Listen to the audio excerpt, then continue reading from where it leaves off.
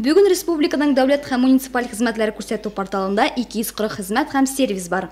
2017 елның 1 ярты елында Татарстан халкына электрон рәвештә 55 миллионнан артык хезмәт күрсәтелгән. Нурлат районының ЗАГС бүлегендә әлеге көндә 95% күрсәтелгән хезмәт электрон рәвештә теркәлгән.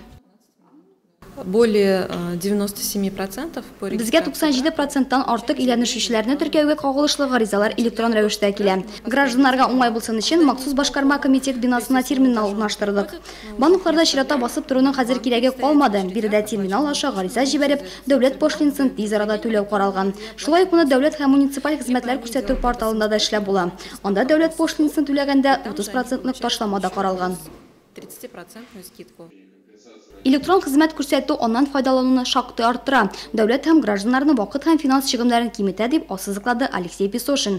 Министр хәбәр иткәнчә, 2017 елда табибка язылу, шулай ук халыкны социаль яклау өлкәсендәге хезмәтләрне оптимизацияләштерү буенча зур эш башкарылган. Хәзерге вакытта төзелеш өлкәсе балалар бакчасына чиратка басуга гариза бирү, архив белешмәләре һәм ауга рөхсәт алу буенча хезмәтләр оптимизацияләштерелә.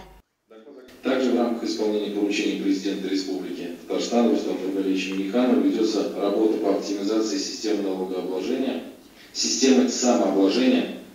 На портале услуг будет реализован соответствующий электронный сервис, когда жители сразу после принятия соответствующего решения на сходы граждан могут осуществить взнос в рамках самообложения.